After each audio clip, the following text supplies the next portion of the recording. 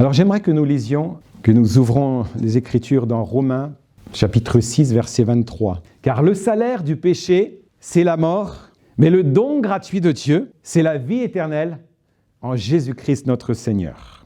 Car le salaire du péché, le péché a un salaire, le salaire du péché, c'est la mort, mais le don gratuit de Dieu, c'est la vie éternelle en Jésus-Christ notre Seigneur. » Et j'aimerais que nous lisions également 1 Corinthiens 15, à partir du verset 54. « Lorsque ce corps corruptible aura revêtu l'incorruptibilité et que ce corps mortel aura revêtu l'immortalité, alors s'accomplira la parole qui est écrite. La mort a été engloutie dans la victoire. Ô mort, où est ta victoire? Ô mort, où est ton aiguillon? L'aiguillon de la mort, c'est le péché. Et la puissance du péché, c'est la loi. Mais grâce soit rendue à Dieu qui nous donne la victoire par notre Seigneur Jésus-Christ. » Et le dernier verset, j'aime beaucoup ce verset aussi. On va le lire ainsi. « Mes frères bien-aimés, soyez fermes, inébranlables, travaillant de mieux en mieux à l'œuvre du Seigneur, sachant que votre travail ne sera pas vain dans le Seigneur. » Amen. Alors ce matin, j'aimerais vous parler d'un sujet qui tient sur mon cœur et qui est un thème particulier parce que chaque être humain, chaque homme, chaque femme, un jour ou l'autre, elle s'est posé la question, est-ce que ça existe? J'aimerais vous parler de la vie après la mort. Dites à votre voisin, si vous en avez un voisin, la vie après la mort. La vie après la mort ou alors la vie éternelle selon Dieu, comme vous préférez. La vie après la mort ou la vie éternelle selon Dieu. Alors, sachez que lorsque vous entrez dans le temple de Dieu, quand vous entrez dans une église, quand vous entrez dans un lieu de réunion où des croyants s'assemblent, eh bien, vous entrez dans une autre dimension. N'est-ce pas? Quand vous entrez dans une église, vous entrez alors, vous ouvrez votre réflexion, votre intellect sur quelque chose d'autre, simplement que le temporel. Donc quand vous entrez à l'église, vous entrez dans une autre dimension. Et lorsque vous vous arrêtez sur cette réflexion, sur ce sujet, eh bien, vous vous placez alors sous une autre perspective. On peut regarder la vie de différentes perspectives. Vous pouvez regarder d'une perspective juste terrestre, limitée, ou alors vous pouvez regarder la vie, mais sous une perspective beaucoup plus grande sur l'éternité. Donc vous entrez vraiment, quand vous ouvrez votre esprit à ce thème de la vie après la mort, eh bien vous entrez dans une dimension, ce qu'on appelle spirituelle. Spirituelle parce que, nous allons voir plus loin, l'esprit ne meurt pas. Donc spirituel, et cette dimension spirituelle, eh bien, elle a une portée sur l'éternité, sur quelque chose d'éternel. C'est pour ça que la vie après la mort, eh bien, laissez-moi vous dire tout de suite que pour moi, eh bien, elle existe. Il y a une vie après la mort. Votre vie ne s'arrête pas à la tombe. Bien sûr, la première des questions, c'est celle-ci. Y a-t-il une vie après la mort? Alors, certains croient et d'autres ne croient absolument pas. Vous savez, il y a des gens qui croient qu'il y a une vie après la mort, mais qui croient des réincarnations sur réincarnations. Et certains ont des croyances juste, on peut dire, incroyables. Parce qu'on n'arrive pas à les croire. Moi, je n'arrive pas à croire certaines croyances. Quand je vois une vache dans la rue et que je ne dois pas la toucher ou je dois lui laisser place parce qu'elle est sainte, moi, je dis, waouh, il faut vraiment beaucoup de foi pour croire. Des choses comme ça. Hein. C'est un exemple. Hein. Il y a des gens qui croient des choses, mais incroyables. D'autres ont du mal à croire des choses évidentes. N'est-ce pas? Parfois, on peut croire qu'il y a une vie après la mort, mais parfois les gens ils ont des idées confuses. Ils croient qu'il y a quelque chose, mais ils ne savent pas vraiment quoi. grâce à Dieu, nous avons eu l'occasion d'aller visiter l'Égypte. Et en Égypte, eh bien, on voit beaucoup de choses. On voit des temples, on voit des grands nombres de temples, de statues, de pyramides.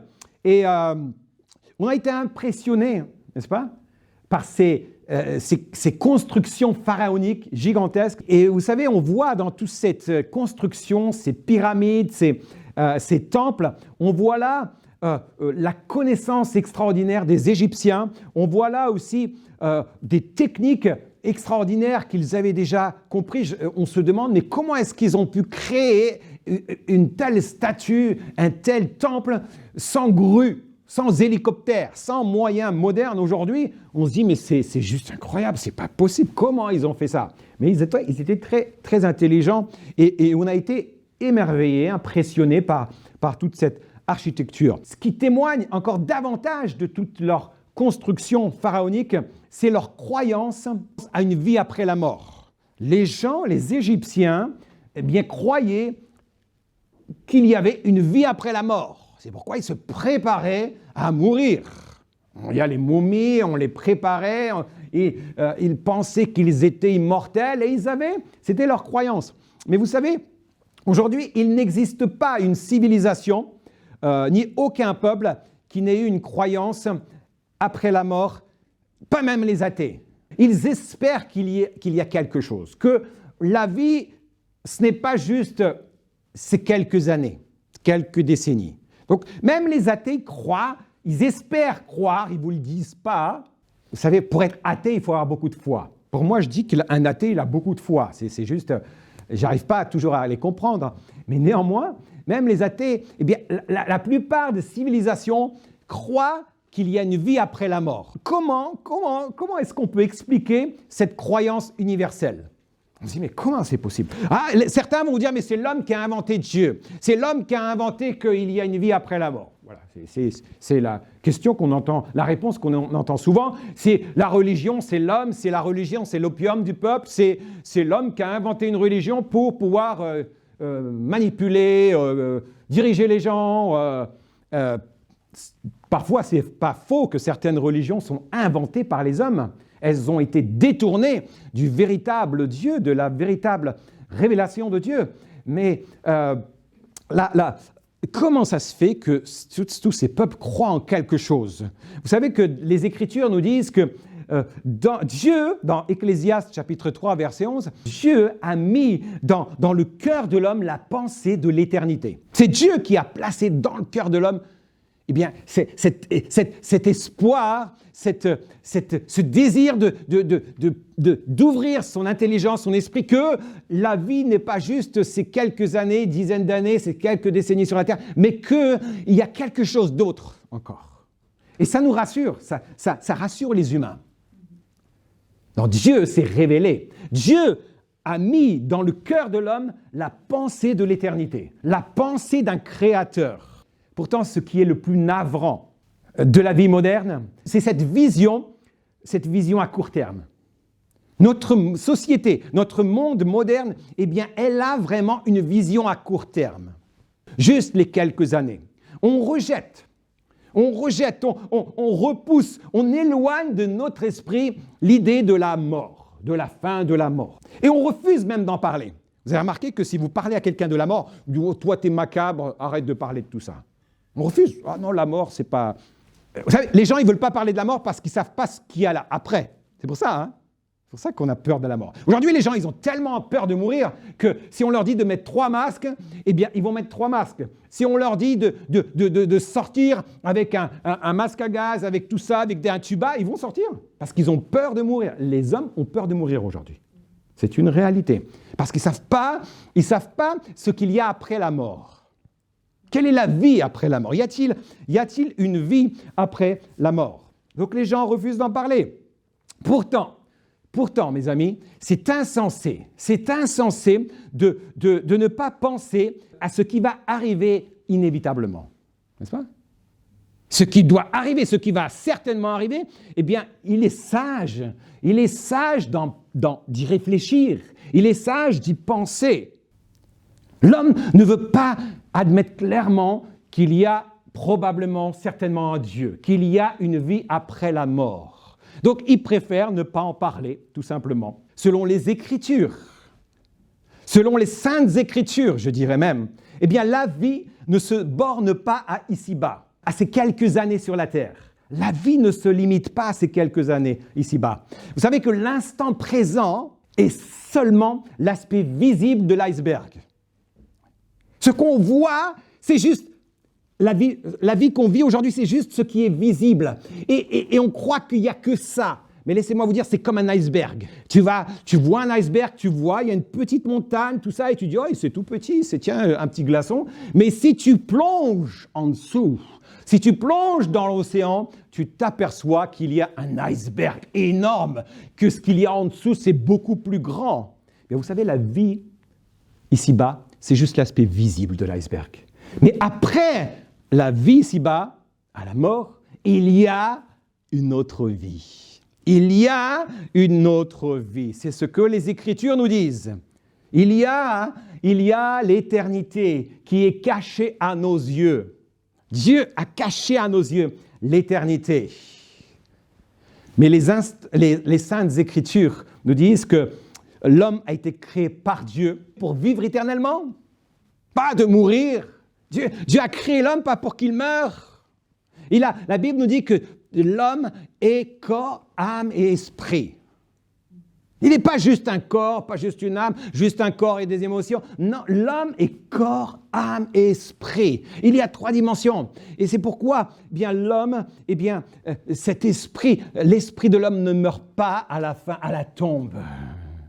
Son corps physique est épuisé, il est malade, il a attrapé un virus, ou c'est le virus qui l'a attrapé, et il décède. Mais sa vie ne s'arrête pas spirituellement, il n'est pas mort. Ça fait réfléchir, hein?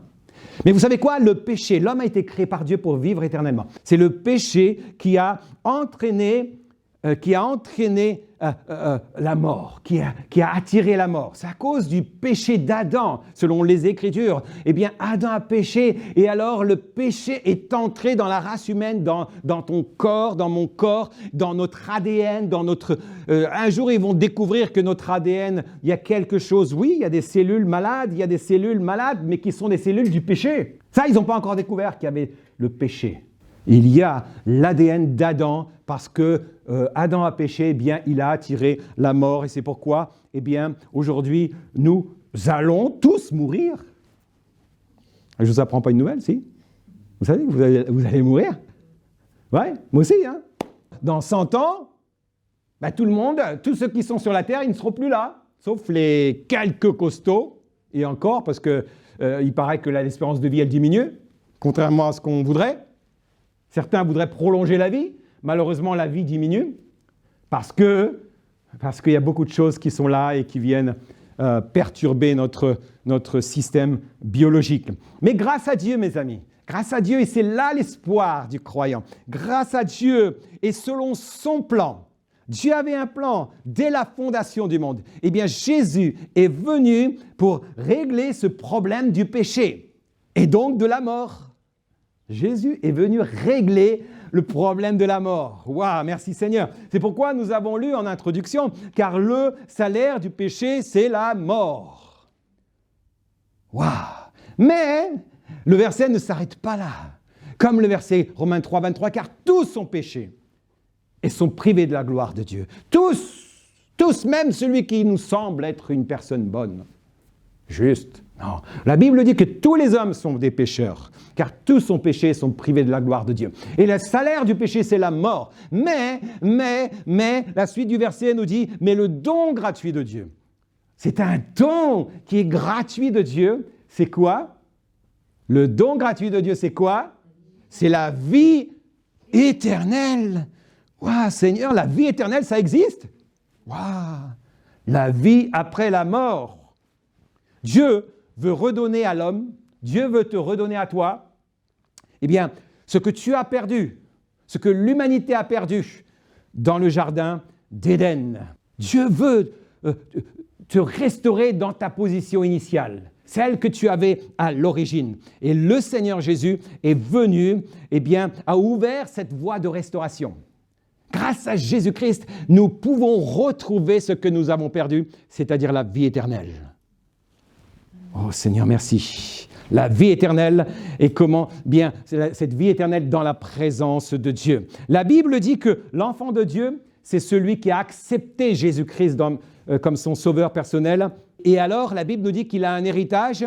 Il a un héritage extraordinaire en tant qu'enfant de Dieu. Vous lirez dans l'évangile de Jean au chapitre 1 que Jésus est venu, cette lumière, et elle donne le pouvoir de devenir un enfant de Dieu. Et un enfant de Dieu, il a un héritage. Et cet héritage, vous lirez cela au verset 9 à 13, que cet héritage extraordinaire, c'est la vie éternelle. Dieu a pour toi et moi un don gratuit de Dieu. Un don gratuit, c'est quoi? C'est la vie éternelle. Waouh, Seigneur, c'est extraordinaire, n'est-ce pas? D'avoir cette promesse. Aussi, pour tirer au maximum de cette vie ici-bas, eh bien, nous devons garder sans cesse à l'esprit cette vision de l'éternité et repenser à cette grande valeur de l'éternité. Souvent, on oublie, avec nos soucis, nos tracas, notre petit quotidien, notre petit boulot, notre petite intercation avec notre supérieur, avec nos amis, et du coup, on oublie, on est préoccupé par ce monde temporel. Nous ne devons pas perdre de vue cette perspective de l'éternité. Nous avons une promesse. Nous avons un don gratuit de Dieu. Et la Bible nous dit c'est la vie éternelle. Alléluia. Merci Seigneur. Nous devons sans cesse garder cela à notre esprit. Oui, mes amis, le sage, la personne sage, selon les Écritures, eh bien, va penser à quelque chose, à cette chose qui va arriver tôt ou tard, c'est-à-dire la mort. Mais vous savez, à la lumière de l'éternité, nos valeurs vont changer. Nos valeurs changent. À la lumière de l'éternité, quand je regarde, quand je considère l'éternité, eh bien, mes priorités vont changer. Il y a des choses que je vais choisir plutôt que d'autres. Je vais arrêter d'investir simplement pour mon confort personnel. Je vais arrêter d'être égocentrique parce que, de toute manière, tout ça, je ne l'emmène pas de l'autre côté. Je ne l'emmène pas dans l'au-delà. Donc, je vais changer mes investissements à la lumière de l'éternité. Que dit la Bible sur la vie en général, mais aussi sur la vie éternelle? Vous savez, le mot « vie », la vie, est traduit par deux mots grecs très différents dans le Nouveau Testament. Il est traduit par « bios » ou « zoa ». Zoé, zoa. Donc, deux mots qui traduisent ce mot « vie ». Bios, ça désigne cet aspect biologique de l'être humain. Ta biologie, ta nature, ton enveloppe, ton extérieur. Comme celle de toute autre créature. Bios. Ma chienne, elle a le bios. Elle a un corps, elle est constituée de chair et d'os. Elle a aussi des émotions. Elle-même, elle bouge la queue quand elle me voit parce qu'elle sait qu'elle va peut-être que si elle me fixe droit dans les yeux, elle va avoir un non-os. Et elle a souvent un os quand elle me fixe, qu'elle me regarde. Je sais exactement ce qu'elle veut. Elle me fait comprendre. Elle n'a pas la parole, mais elle a un corps, elle a aussi des émotions parce qu'elle est joyeuse, elle est triste. Je sais exactement quand elle ne va pas bien. Elle est triste quand je ne joue pas à la balle avec elle. Donc, elle a ce côté bios parce qu'elle a une vie biologique. Et cette vie bios, eh bien, nous dit dans le psaume chapitre 90 et au chapitre 103, verset 15, et vous lirez ça à la maison, cette vie bios, eh bien, nous dit la parole de Dieu qu'elle s'écoule rapidement, comme un fleuve. Cette vie bios s'écoule comme un fleuve, comme un rêve, comme une fleur qui fane. Voilà, cette vie bios, eh bien, elle passe très vite. Job déclare même dans Job 14, 1 et 2, « L'homme n'est rien d'autre que l'enfant de la femme. Sa vie sera donc brève et remplie de tourments. Comme la fleur, il s'épanouit, puis se fane. Comme l'ombre qui passe, il est bientôt parti. » Wow, c'est ça la vie. La vie bios, c'est ça. Hein? Ailleurs, vous savez, la vie, elle est même comparée à une vapeur. Vous avez vu ce matin, je ne sais pas s'il y a un peu de vapeur, là je vois dehors, ou c'est parce que c'est sale, je ne sais pas, mais des fois le matin, notamment en ce moment, vous allez voir, il va y avoir le brouillard, vous ne voyez rien, vous ouvrez la fenêtre, tu dis « Waouh, comment je vais faire pour rouler là ?» Et tu as peur de sortir, d'aller à l'église, tu dis « Waouh, il y a trop de brouillard, Seigneur, je vais rester à la maison. » T'inquiète pas, le Seigneur va te diriger. Le brouillard, rapidement, va se dissiper. Nous voyons que le brouillard, eh bien, au fur et à mesure que la journée avance, que le soleil brille, eh bien, le brouillard se dissipe. Et voilà, notre vie, elle est comme une vapeur. Vous êtes en effet comme un léger brouillard qui apparaît un instant et disparaît ensuite. Voilà, la rapidité de cette vie bios. C'est très court, très très court. Certains pensent que c'est très long la vie sur Terre. C'est pourquoi ils emmagasinent. Ils pensent qu'à eux. Ils pensent que la vie est très longue et qu'ils ont le temps d'accumuler, parce qu'ils pensent qu'ils vont vivre éternellement ici-bas. Malheureusement, non. On le sait très bien, n'est-ce pas, qu'ils se trompent. Vous savez, un poète a écrit ceci: « La vie est comme une amande amère enveloppée dans 7 épaisseurs de papier doré. » L'essayiste Adolphe Retz a défini la vie comme, écoutez bien ceci, comme une fosse commune de tous les espoirs et de toutes les déceptions. Waouh! Quelle vision! Quelle est votre définition de la vie? Comment vous définirez la vie sur Terre? Notre vie terrestre, bios, cette vie bios, biologique, eh bien, elle est courte. Et pour certains, elle est même très courte. Mon frère, Michel, elle s'est arrêtée à 8 ans. À 8 ans, sa vie bios s'est arrêtée parce que quelqu'un lisait le journal alors qu'il était dans son tracteur. Il ne l'a pas vu, donc il l'a écrasé à 8 ans. Sa vie était très courte, sa vie bios. Mais grâce à Dieu, je sais très bien qu'on va se retrouver dans l'au-delà, dans cette autre partie de la vie, dans cette partie qui est l'aspect caché de l'iceberg, de la vie éternelle.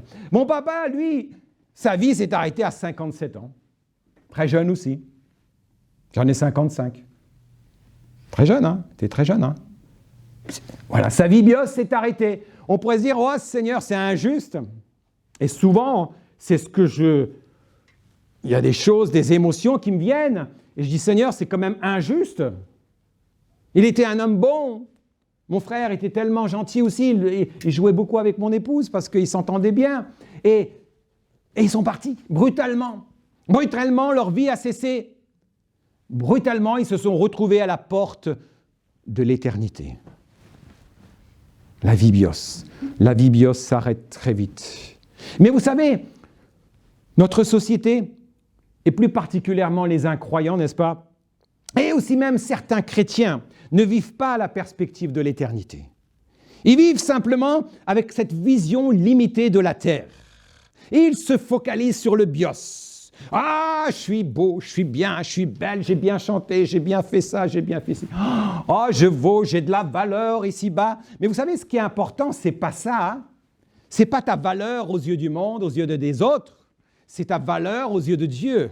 Comment Dieu te voit? Comment est-ce que tu regardes? Quelle est ta perspective de vie? Tu es un croyant, tu es un chrétien. Pourquoi? Pour qui?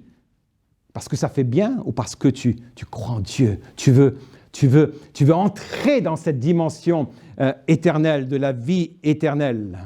Notre vie, mes amis, ne se limite pas à la terre. Notre vie ne s'arrête pas à la tombe. Si tel est le cas, je vous conseillerais d'en profiter au maximum. Alléluia, tu en profites au maximum. Tu prends plaisir à tout et tu vis, tu ne penses pas aux autres. Tu en profites un maximum. Vous pouvez oublier alors d'être bon, vous pourrez ne pas vous préoccuper des conséquences de vos actions. Après tout, si votre vie, elle était juste cette vie sur la terre, aucune répercussion si la vie s'arrêtait à la tombe. S'il n'y a aucune répercussion, vivons, réjouissons-nous. De toute manière, demain, nous mourrons et tout s'arrête. Mais malheureusement, ou heureusement pour nous, la vie ne s'arrête pas à la tombe. Et la Bible nous dit on devra rendre des comptes de ce que l'on aura fait dans cette vie terrestre. La Bible dit que chaque homme, M. Majling comme M. Macron, eh bien, ils devront rendre des comptes à Dieu de ce qu'ils auront fait et pas fait, de leur vie, de leur état, de de leur conception, de leur conviction, de leur croyance, et s'ils ont accepté ou pas le Seigneur Jésus comme leur sauveur personnel. Il n'y a pas de solution. Il n'y aura pas un endroit où est-ce qu'on va pouvoir corriger vraiment qu'on s'est trompé pendant cette vie. Il n'y aura pas d'autre choix. C'est dans ce temps, c'est là que se joue notre avenir. C'est là que se joue notre éternité. Où allons-nous passer l'éternité? Où vas-tu passer l'éternité? La mort n'est pas la fin du tout, pardon. Ce n'est pas la fin. Elle ne met pas un terme à votre existence, mais elle vous propulse. La mort nous propulse dans l'éternité. Voilà ce que la mort nous fait. Et de notre vie ici-bas, dépendra notre éternité, de ce que j'aurais fait ou pas fait. Quelqu'un a dit que la vie sur Terre, c'est comme une répétition avant la grande représentation. Moi, je dirais que la vie, c'est simplement une parenthèse par rapport à l'éternité, parce qu'elle est très courte. Que ce soit 10 ans, 20 ans, 50 ans, ou même 110 ans, vous savez, c'est très court. C'est une petite parenthèse par rapport à l'éternité. Par contre, nous, on voit, c'est injuste, lui, il a vécu plus longtemps que moi. Mais par rapport à l'éternité, c'est insignifiant. Mais la Bible nous donne une toute autre perspective de la vie. Alléluia. Pour nous, véritables chrétiens, la mort, elle est un mur par-dessus lequel nous ne pouvons pas voir. On ne peut pas voir par-dessus. Mais quelqu'un a fait une brèche dans ce mur. Il est revenu d'outre-tombe. Il est revenu d'entre les morts. Alléluia. Il s'agit de qui? Il s'agit du Seigneur Jésus-Christ, qui est mort sur la croix et il a été mis au tombeau, mais il est aussi ressuscité le 3e jour d'entre les morts. Wow. Donc celui qui a triomphé de la mort nous donne l'assurance que notre existence ne se limite pas ou ne se termine pas à la mort. Oui. Il nous a donné une preuve certaine et éclatante, et cela nous donne l'assurance que notre existence ne se termine pas à la tombe. Et il nous a donné une preuve aussi éclatante, certaine, de la réalité du ciel et de l'enfer. Alléluia. Et nous sommes des créatures destinées à l'éternité. Toi et moi, nous sommes destinés à la vie éternelle, à l'éternité. Mais selon la foi de chacun d'entre nous en lui, seulement la foi en lui nous garantit la vie éternelle. Seulement la foi en lui. Et Jésus a vaincu la mort. C'est pourquoi nous avons lu tout à l'heure l'apôtre Paul qui écrit « Ô mort, où est ta victoire? Où est ta victoire ?» Et aujourd'hui, mes amis, nous pouvons avoir l'assurance qu'il existe une vie après la mort, qu'il existe une vie éternelle auprès du Seigneur. Oh Seigneur. Et vous savez que Jésus, avant d'avoir été mis à mort, il a dit quelque chose de puissant. Il a dit « Je suis la résurrection et la vie. Celui qui croit en moi vivra même s'il meurt. » Wow. Jean 11, 25. Je suis la résurrection et la vie. Celui qui croit en moi, amen, vivra même s'il meurt. Donc, chez tous ceux qui découvrent la vie comme ce merveilleux don de Dieu, qui consacrent leur vie à suivre le Seigneur Jésus-Christ, elle prend une toute autre direction, une toute autre dimension. Elle prend la dimension de ce qu'on appelle le Zoa. Zoa en grec. Et vous savez ce que ça signifie? Zoa, c'est la vie de Dieu. C'est la vie de Dieu, c'est cette vie abondante, le Zoa. C'est la vie la plus réelle qui soit. C'est la vie éternelle, c'est le Zoa. Waouh, Seigneur, la vie. Voilà ce que le Seigneur nous promet. Jésus-Christ, mes amis, est venu dans le monde pour nous donner, nous offrir gratuitement la vie éternelle. Et celle-ci est donc directement liée à la personne de Jésus-Christ. C'est lui que nous découvrons et c'est en lui que nous découvrons cette vie éternelle et nous la recevons gratuitement. par la foi.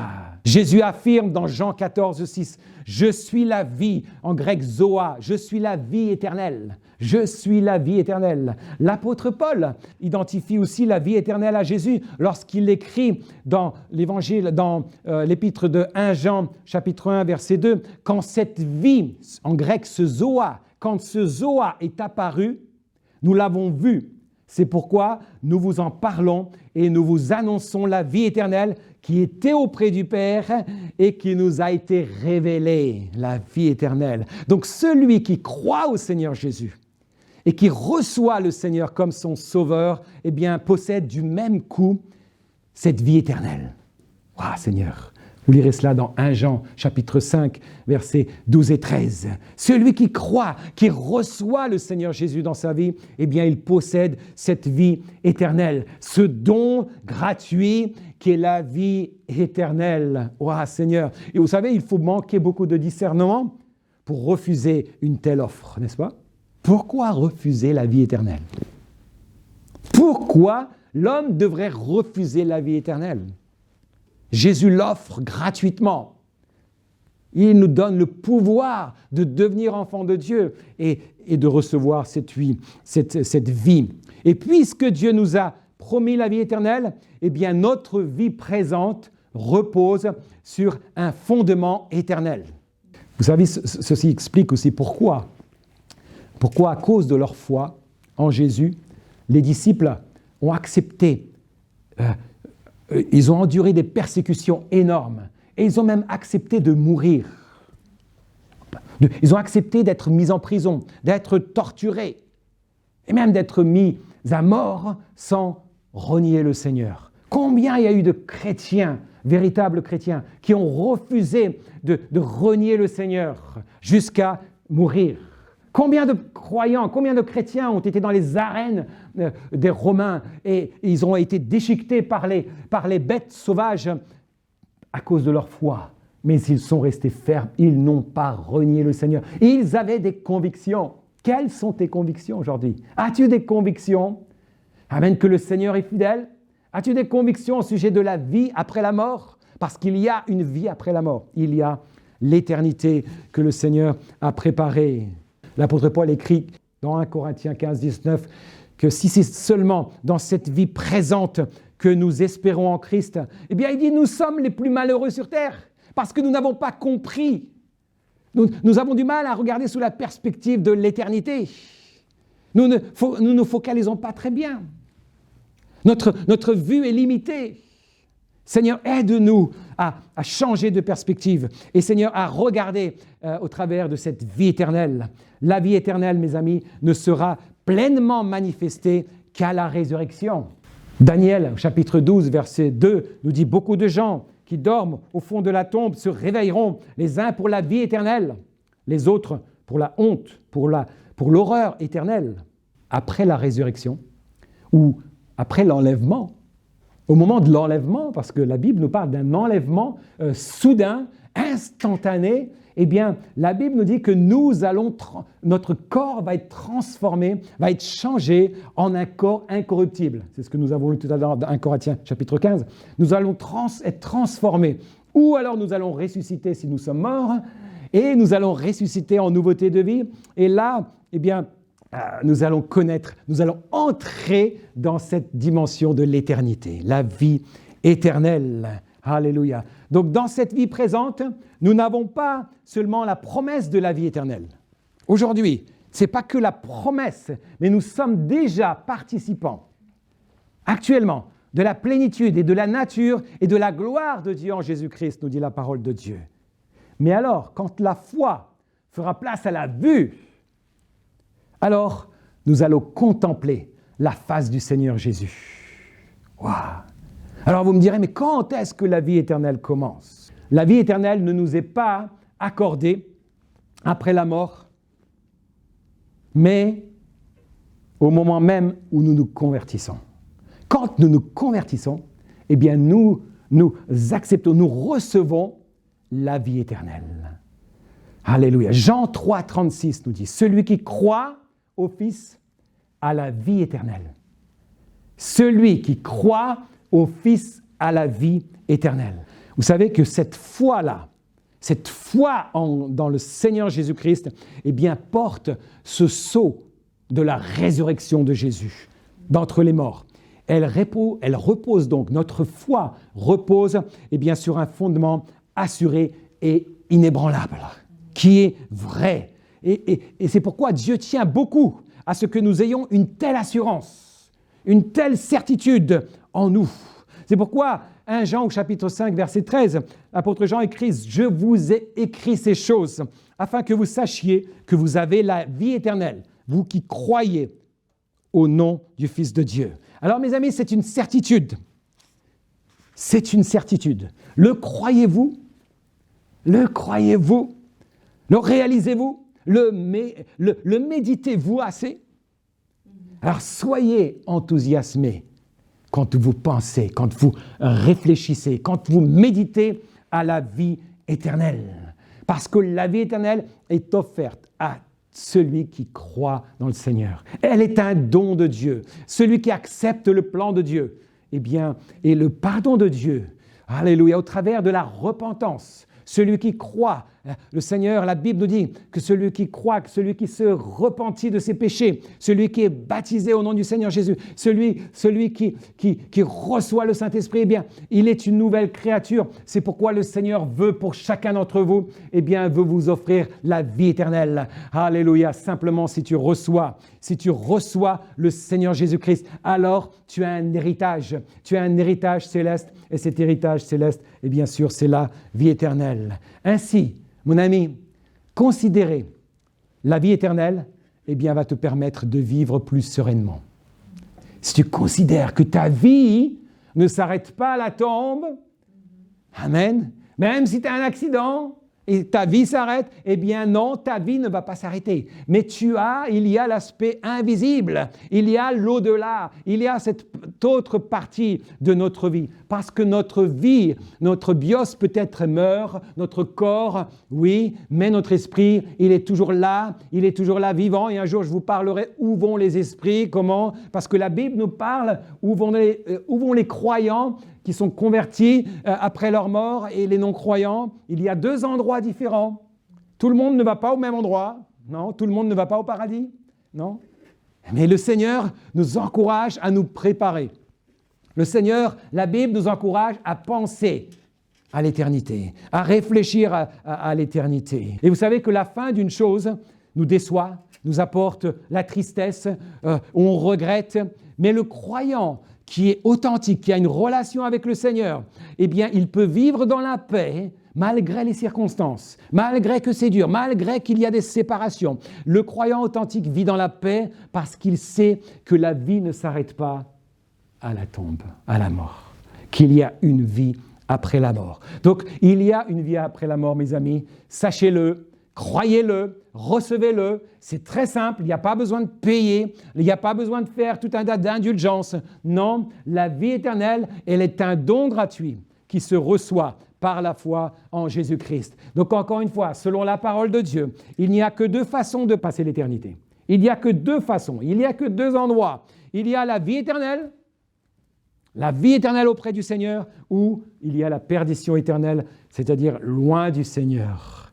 S'il vous plaît, recevez, croyez, acceptez Jésus comme votre sauveur personnel. Et alors, vous entrerez dans cette autre partie de votre vie avec cette promesse de la vie éternelle auprès du Seigneur. Alléluia. Ce matin, j'aimerais vraiment que vous soyez enthousiasmés à l'idée de cette vie éternelle, que vous changez votre perspective limitée, terrestre, et que vous acceptiez la perspective de l'éternité, que notre vie ne s'arrête pas à la tombe, mais qu'il y a une vie après la mort.